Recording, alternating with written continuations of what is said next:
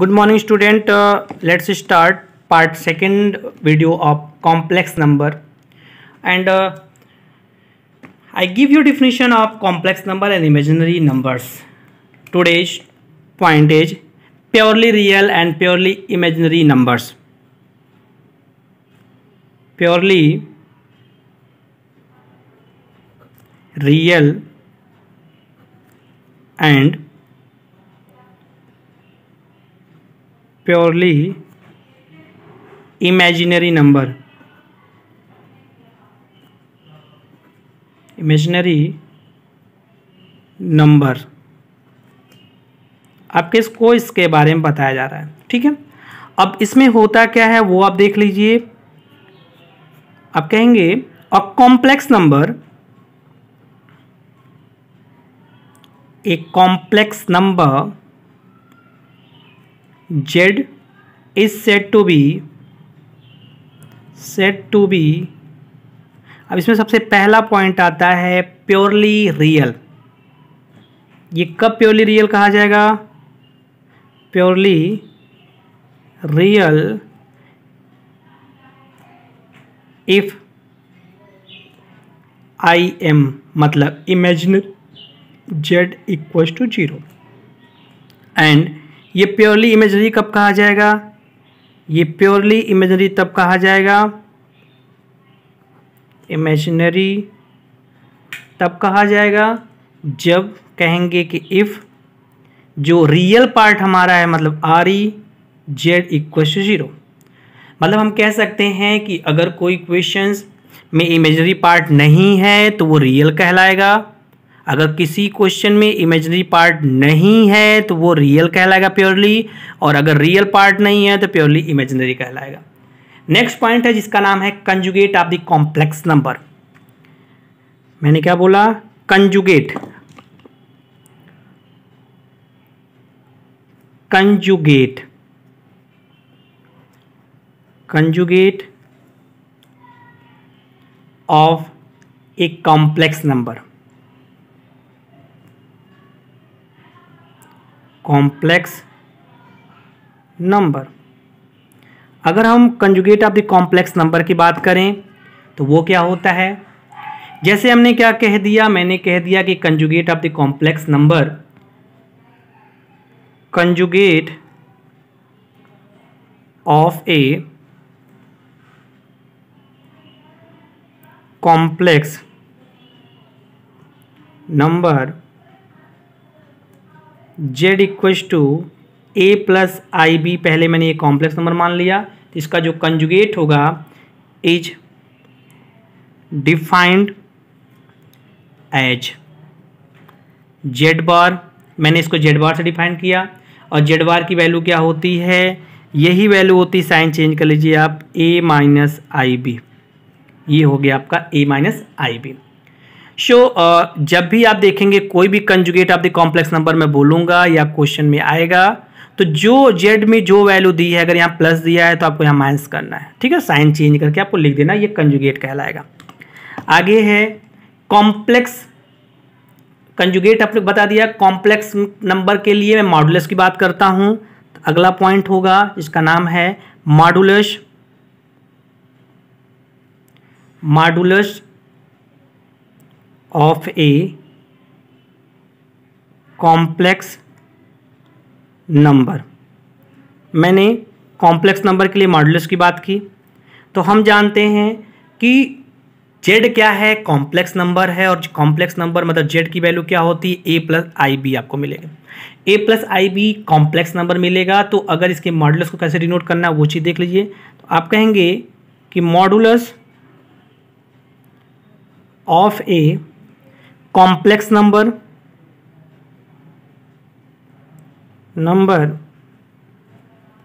Z equals to A plus i b is defined as. कैसे define करेंगे आप? तो मॉडुलस को डिफाइन करने का तरीका ये होता है, देखिए मॉडुलस Z हो गया, और इसकी जो वैल्यू होगी वे अंडर रूट में जो रियल पार्ट है उसका स्क्वायर, और जो इमेजिनरी में यहाँ पे आई का कोफिशिएंट b है उसका स्क्वायर का सम होता है। ये आपका कहलाता है कि modulus of the complex number. जब भी आपसे कोई चीज़ कही जाएगी तो आपको तुरंत क्या करना है, जैसे मैं एग्जांपल अगर आपके सामने रिप्रेजेंट करूं तो मॉडुलस में मैंने कह दिया z की वैल्यू क्या हो गई, 3 + 2i अगर हो गई तो ये वैल्यू हो गई। तो आपको कहा जाएगा मॉडुलस निकालने के लिए, तो मॉडुलस उसका z क्या हो जाएगा, अंडर रूट में ये 3 का स्क्वायर ले लेंगे अब, और प्लस i का कोफिशिएंट 2 का स्क्वायर अब कह देंगे।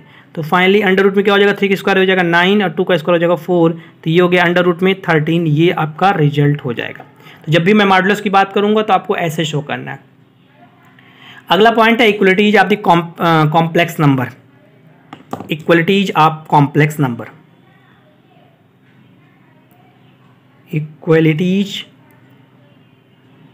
इक्वलिटी ऑफ कॉम्प्लेक्स नंबर,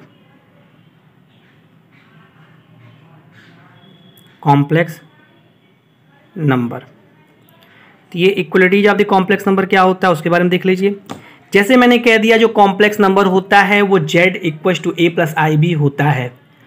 तो आप क्या कहोगे, यहाँ पे इक्वलिटीज की बात आ जाएगी। तो हम मान लेते हैं कि इफ यहाँ पे दो बात, मतलब इक्वलिटीज है तो मतलब दो आपको लेना पड़ेगा। मान लिया कि z1 की वैल्यू क्या है, वो है a1 + ib1, और सेकंड मानेंगे कि z2 क्या है, तो यहाँ z2 की वैल्यू हो जाएगी a2 + ib2। ये दो वैल्यू हो गई आपकी। ऐसी कंडीशन में जब आपके पास दो वैल्यू हो गई, देन अगर इक्वलिटी की बात कर रहे हो आप, देन z1 की वैल्यू क्या हो जाएगी, z2 हो जाएगी। और z1 की वैल्यू अगर z2 कब होगी, जब यहाँ का a1 इसके a2 के बराबर हो जाएगा, मतलब आपको होगी जब a1 = a2 हो जाए। और उसी वे पे आप कह सकते हो, बेस पे आप कह सकते हो कि इमेजिनरी पार्ट मतलब b1 की वैल्यू भी क्या हो जाए, b2 हो जाए। तो इस कंडीशन में आप कहेंगे कि ये क्या है, इक्वलिटीज ऑफ कॉम्प्लेक्स नंबर हो गई। ओके, अगला पॉइंट है property of addition of a complex number. इसमें सबसे पहली जो प्रॉपर्टी होती है वो जो क्या वर्क करती है, जो कि क्लोजर प्रॉपर्टी होती है। और क्लोजर प्रॉपर्टी की बात करें तो क्लोजर जो प्रॉपर्टी होती है, क्लोजर प्रॉपर्टी, तो क्लोजर प्रॉपर्टी जो होती है, जैसा कि आप छोटे जब बच्चे थे तो आपको पढ़ाया गया था कि अगर हम किसी रेशनल नंबर में रेशनल नंबर ऐड करते हैं और रिजल्ट भी रेशनल नंबर आए तो आप क्लोजर प्रॉपर्टी को कहते थे, होल्ड करती थी। तो यहाँ क्या कहा जाएगा, यहाँ की जो बात होगी वो क्या होगी, तो यहाँ कहा गया कि the sum of two complex number, the sum of two complex number, complex number is always a complex number, is always a complex number। मतलब जैसा कि आप वहां पढ़े वही चीज यहां भी है। अगर दो रेशनल नंबर को ऐड करते थे, रिजल्ट भी रेशनल आता था, तो कहते क्लोजर प्रॉपर्टी होल्ड कर रही है। और यहां कह रहे हो अगर दो कॉम्प्लेक्स नंबर को ऐड किया और रिजल्ट भी कॉम्प्लेक्स नंबर आया तो प्रॉपर्टी होल्ड हो गई। तो आपने क्या देखा, ये पॉइंट आपका क्लियर हो गया। आगे अगर आप बात करते हो, जैसे मैं आपको एग्जांपल देता हूं, अगर मान लिया कि लेट कर लिया कि z1 एक है जो कि a1 + ib1 देता है, एंड z2 एक दूसरा कॉम्प्लेक्स नंबर है जिसकी वैल्यू क्या है, a2 + ib2। इनका जो सम करेंगे, ठीक है, ये दो कॉम्प्लेक्स नंबर इनका सम करेंगे तो क्या मिलेगा, तो आपको कहोगे z1 + z2 मिलेगा। z1 + z2 की वैल्यू क्या हो जाएगी, a1 और a2 यहाँ हो गया, तो ये हो गया a1 + a2, क्योंकि ये रियल पार्ट को अलग ऐड करेंगे। i कॉमन लिया तो यहाँ से क्या मिला, b1 + b2, ये पार्ट यहाँ अलग ऐड हो गया। ऐसे सिचुएशन में z1 + z2, a1 + a2, यहाँ से जो वैल्यू मिल गई तो ये आपका सोल्यूशन मिला, which is also a complex number, is also a complex number. तो जब ये भी कॉम्प्लेक्स नंबर हो गया तो आपने क्या कहा कि यहाँ क्लोजर प्रॉपर्टी होल्ड हो गई। यहाँ क्या हो गया, क्लोजर प्रॉपर्टी होल्ड करती है। सेकंड केस बताया गया कि ये तो पहला केस था, और सेकंड केस में कहा गया कि हमारा जो सेकंड केस है वो है कम्यूटेटिव प्रॉपर्टी का। ये हो गया आपका कम्यूटेटिव प्रॉपर्टी। तो जब कम्यूटेटिव प्रॉपर्टी के पास आपने देखा, कम्यूटेटिव प्रॉपर्टी या कम्यूटेटिव लॉ अगर देख रहे हैं आप, वो क्या होता है उस पर देख लेते हैं। कम्यूटेटिव प्रॉपर्टी कहिए चाहे कम्यूटेटिव लॉ कहिए, तो इसमें क्या मिला, तो इसमें हम क्या कहते थे कि वहां पहले आपने छोटे थे तो पढ़े थे a प्लस बी, अगर b प्लस ए के इक्वल हो जाए तो आप कहते थे वहां कम्यूटेटिव प्रॉपर्टी होल्ड करती है। तो यहां क्या कहेंगे, for any two complex number, two complex number, complex number, और वो दो कॉम्प्लेक्स नंबर के लिए बात कर रहे हो वो कौन कौन सा है, लिख देते हैं Z1 एंड Z2, ये होता है। तो अगर हम कहते हैं कि if Z1 plus Z2 equal to Z2 plus Z1, अगर ये होल्ड करता है, यहां पे कहेंगे कि for any two complex number Z1 and Z2 if Z1 plus Z2 equal Z2 plus Z1, ऐसी कंडीशन में यहां पे कम्यूटेटिव प्रॉपर्टी होल्ड करती है, ये कम्यूटेटिव प्रॉपर्टी होगी। थर्ड केस मैं बहुत ज़्यादा डिटेल में आपको इसको नहीं बता रहा हूँ, आपका इतना ही काम है तो आगे मैं बढ़ रहा हूँ। Case number third, case number third में है associative property. Associative property, associative property क्या कहती है, तो एसोसिएटिव प्रॉपर्टी में वहां आपने पढ़ा था a plus b plus c equal to a plus b plus c. तो आपको समझ नहीं आएगा, देखिए यहां पे हम कहेंगे for any three complex number, three complex number, तीन कॉम्प्लेक्स नंबर हो गए कौन से, Z1 Z2 and Z3। If Z1 plus Z2 plus Z3, अब मैंने जो बात कही उसको ध्यान समझिएगा। अगर इस क्वेश्चन में अगर आप कह रहे हो कि Z1 और Z2 का जो सम है बाद में Z3 को ऐड करें, इसका result Z1 plus Z2 plus Z3 में इसको फॉलो करता है, तो ऐसे केस में ये एसोसिएटिव प्रॉपर्टी को होल्ड करता है। इसी तरह से एग्जिस्टेंस ऑफ आइडेंटिटीज होगी, और दो और बची हुई है प्रॉपर्टी में, एग्जिस्टेंस ऑफ एडिटिव और अगला पॉइंट है एग्जिस्टेंस ऑफ एडिटिव इनवर्स। तो एग्जिस्टेंस ऑफ एडिटिव क्या होता है, मैं नेम से बता देता हूँ, वीडियो थोड़ी लंबी हो रही है बट दो पॉइंट और इसके बचे हैं, मैं इसको क्लियर करना चाहता हूँ। तो ये हो गया अगला, एग्जिस्टेंस ऑफ